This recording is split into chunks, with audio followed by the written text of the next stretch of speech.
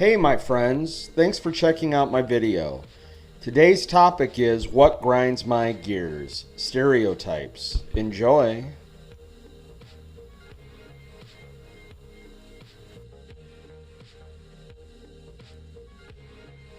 Well, hello, everybody out there in beautiful podcast nation. I decided I'd go ahead and I'd do a What Grinds My Gears episode. I know a lot of you like those episodes when I come up with them. Decided today would be a good day to be able to do it. I have the time to be able to do it. I'm kind of in the middle of doing a lot of editing and other things, but I wanted to do a quick What Grinds My Gears because I really enjoy doing these.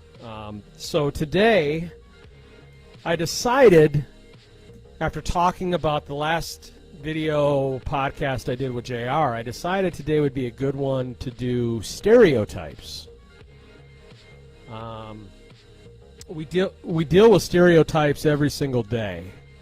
If you think about it, it's almost like a prejudice, like a certain way of looking at things that are kind of a prejudice against people or who they are or what they stand for. So the definition of stereotype that I have here, it's called a widely held but fixed and oversimplified image or idea of a particular type of person or thing. So, in other words, a judgment, right? A judgment of just by looking at a book by its cover and making a judgment of that. So I'll use me as an example. I have tattoos. Right away, there's people out there that when they see the tattoos will be concerned about me being around them. Am I a criminal? Am I going to mug them? There's something wrong about me because I have these tattoos. Another one would be because I'm an atheist. Well, he doesn't have any morals because he's an atheist. How do you have morals being an atheist without God? There's other ones. You talk about the African American culture, the idea of Kentucky, chicken, fried chicken, watermelon, and Kool-Aid, that they must like those. That's the stereotype. Trailer trash, it's macaroni and cheese, grilled cheese sandwiches, casseroles, that kind of stuff. Foods in cans, SpaghettiOs. We get the other stereotypes of, like, and Family Guy has done this, that Asian drivers are horrible. You get the stereotypes with the homosexuality, with the homosexual community. Every single homosexual, not every, that's an absolute, but a lot of them that you see on TV and stuff like that are flamboyant. They're like over the top, especially on sitcoms. They're over the top gay with the way they talk, and they're just, oh my God, kind of attitude and the way they deal with it. And that's not the case. Okay, I'm pansexual. I don't talk like that. Now, you get me upset, and you can kind of hear it come out a little bit. But for the most part, most of the people that know me wouldn't even know by the way I act that that's who I am. So stereotypes, they are a misconception of the truth. They are taking something that has been passed down through the ages as being truth, and it's not. So I was talking with JR about it, how does these stereotypes happen? How do they get started? And the truth is they get started off of something that was real, something truth, but in a very small context. Okay? And then it gets exaggerated. It gets blown out of control. Now, the reason I'm saying this or going through this episode is there's people out there that like to take that stereotype and use it to become a victim. The minute, and I'll use this with my brothers and sisters in the LGBTQ plus community, that the minute anybody stands up to you and says anything to you that you don't agree with, or it is cutting you off for what you want, it's automatically, it's something to do with your sexuality. It happened recently that I had to see somebody act that way. It has nothing to do with your sexuality, but you want to use that and think that they're playing a stereotype. So it's not all about other people using stereotypes against you. Sometimes the person takes the stereotype and uses it against themselves. Just because someone doesn't agree with you has nothing to do with them stereotyping you. Just because you're gay and they don't agree with something that you say doesn't mean they're saying it just because of your sexuality. This is the stuff that grinds my gears.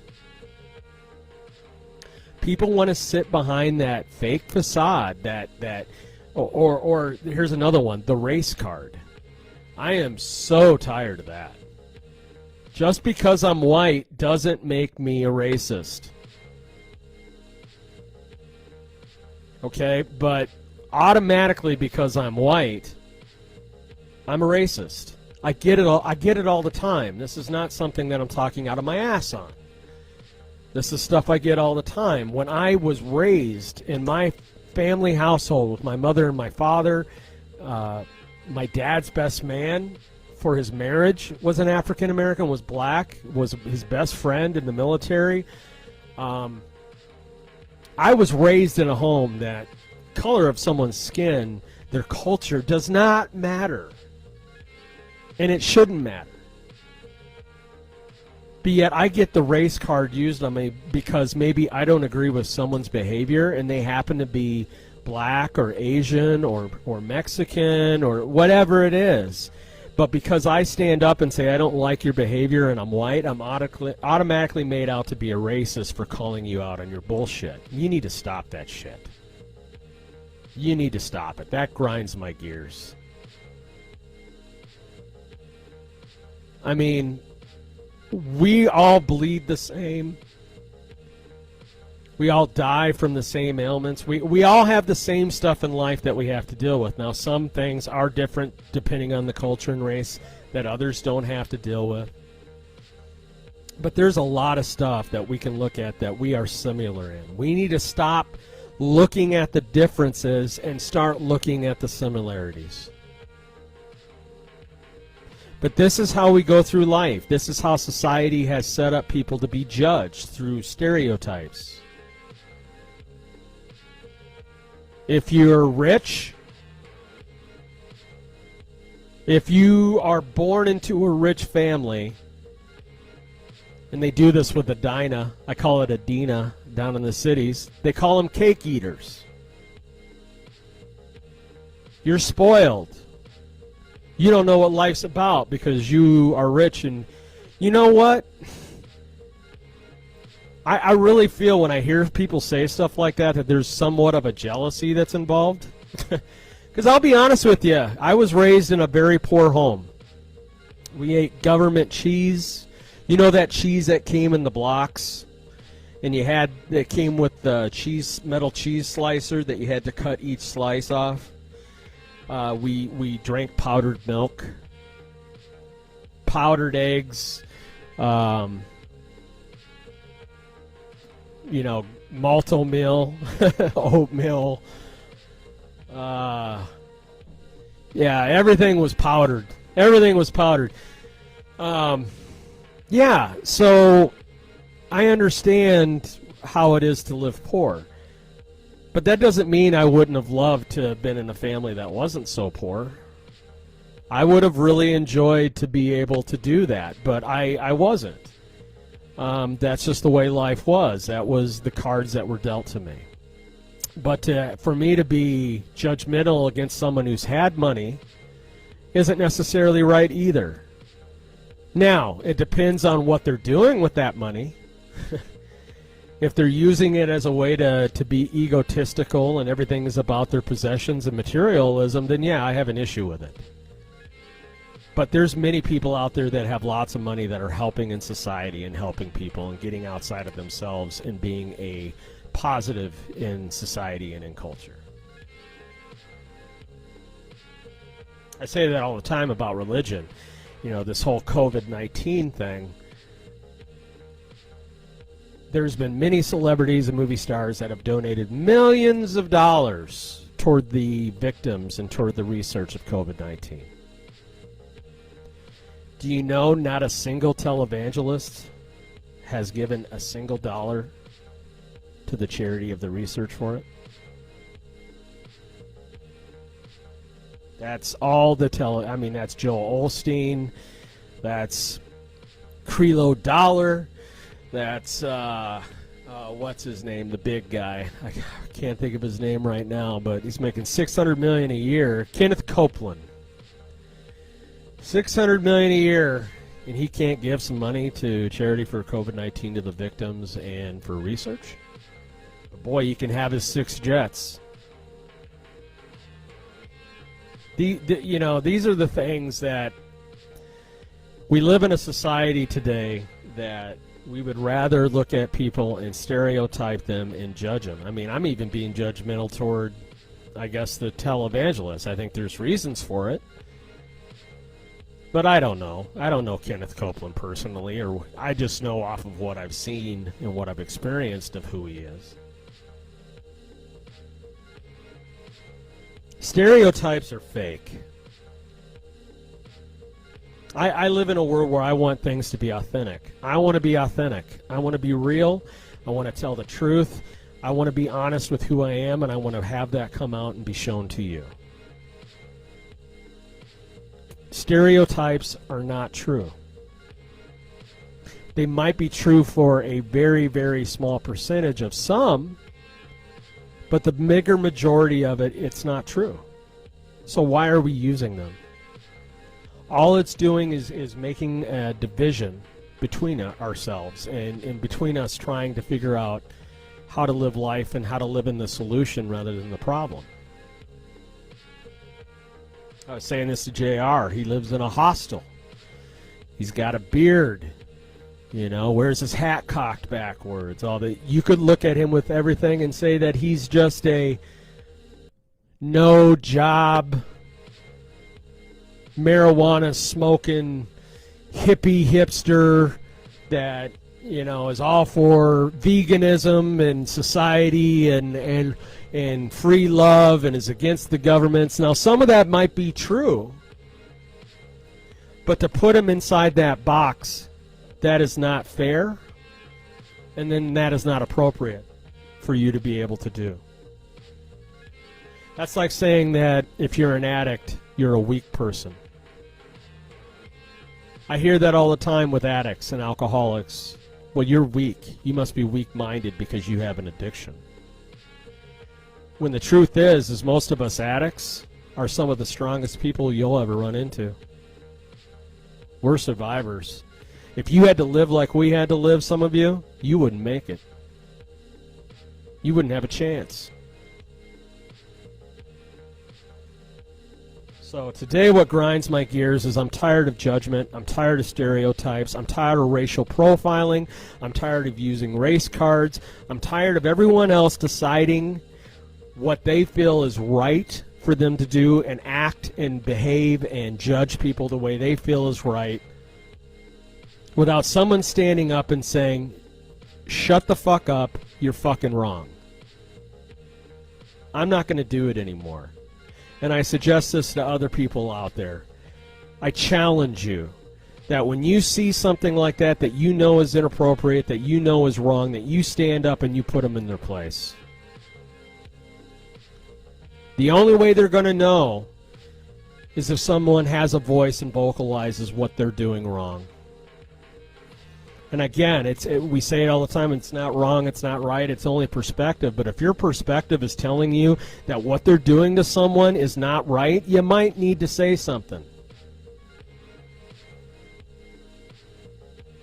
I mean, It's okay to call someone out on their bullshit. Fuck, I get called out on my bullshit all the time. I get called out by this asshole walking out the door right now. That fucking prick JR. All the time. About stuff that the way I think and the way I'm closed-minded and funneling my view into just one way. Open your mind. Become awoke. Open your mind to the idea that you don't have to think just inside the box. Just what you've been taught. Just what you've been controlled and brainwashed to have to say or have to believe. Do the research. Open your mind. If more of us would do that, we would be, we could do so much. There would be no limit to what we'd be able to do. And I'm seeing that now just in what I have done in the little over 6 months of being sober and doing what I'm doing in my life. I have seen what happens when I just think outside the box and I realize and challenge myself and take risks and learn new things and realize not everything I do is right and not every thought I have is right and not everything I've been taught has been right, and learn something new. Please, I beg of you, let's change this world. Let's look at things differently. Let's stop putting everything in a cute little box with a cute little bow and say, yep, that's just the way it is. I want to fuck that up. I want that idea to go and be blown away. Anything is possible if we put our minds to it. And then you put us together in doing it, the masses coming together with one mind to do that, we'd be unstoppable. I was watching a documentary the other day about 1968 and the Democratic Convention in Chicago and all the riots and everything that had happened in that year. There was a bunch of different organizations, protesting organizations that came together that all had different views. The hippies, the Black Panthers, the I can't remember, the ACAB or whatever, another one of the but they all came together and worked together with the protests to get their voice out there and to show what the police of Chicago and that Mayor Daley, how corrupt he was. And they did it, and it worked because they all came together for one idea and thought outside of the box.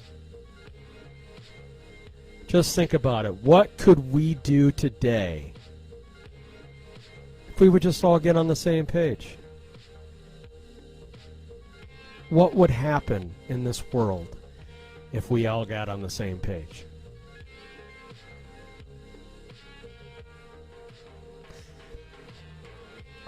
For me personally, I don't want to hang out with just addicts.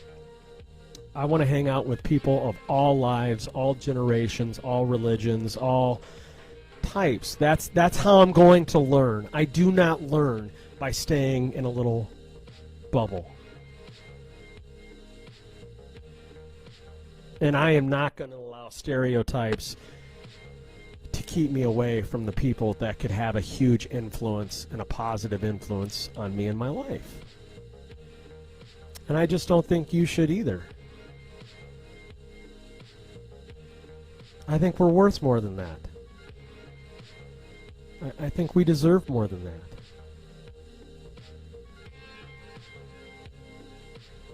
So today, I implore you to really think about this and try to think about what we can do differently and where have I been wrong with my judgments, with my thinking of things, of people. Where can I be better? what can I do to bring positivity, to bring good things to life for not just myself, but for the people that are around me. I think that's something that we're really missing right now in our society, is the care for others. It's all about me, me, me, me, me. We've got the seagull complex. You know, the movie Finding Nemo and the seagulls. Mine, mine, mine, mine, mine, mine, mine, mine. That's what we got going on right now. Everything is about me, me, me, me, me, me, me, me, me, me, me, me, me, me, me, me, me. I've done enough of that, and it's not gotten me anywhere. It's gotten me 3 marriages, 3 divorces, tons of lost friends, tons of lost jobs, criminal record, can't get an apartment because of my DWI. It's gotten me nowhere. And so today, I choose, and I would like you to do this with me, I choose to not use stereotypes. I choose to be different. I choose to think differently. I choose to do something different with my life. I choose to think outside of the box. And I choose to take healthy risks and challenge myself to be the best human being I can be. Can you say that? Would you be willing to do that? I think we can. I think there's a ton of people out there that's exactly what they're looking for. And I'm asking for you to come along on the ride with me. I think it would be a lot of fun. I think it'll be a great journey, a great adventure. And remember, last line I'm going to use before I close, it's about the journey, not the destination. It's about the experiences that we have together. Enjoy life. Enjoy the journey of life. Don't worry about the destination. That's going to come regardless of whatever you do. You have no control over that. That stuff's going to happen. You're going to get somewhere in the end. But control and enjoy the journey that you're having to get to that spot. Again, thank you for listening to my new episode of What Grinds My Gears, Stereotypes. And I'll end it out on the line that I truly believe now. At first I kind of laughed at it, but it's true. I'm not right. I'm not wrong. It's just my perspective. Peace out, everybody. I love you. Be safe out there. From the Recovery Atheist. Hey, again, friends, thanks for watching my video. Today's topic again was what grinds my gears, stereotypes. Please subscribe to my YouTube channel, The Recovery Atheist. You can also email me at therecoveryatheist@gmail.com. Shout out to Duluth Screen Printing for their support of the Recovery Atheist podcast. You can also take me wherever you go on Spotify and other platforms on your iPhone and Android devices. Take me on the go when you're on the go. Be safe out there.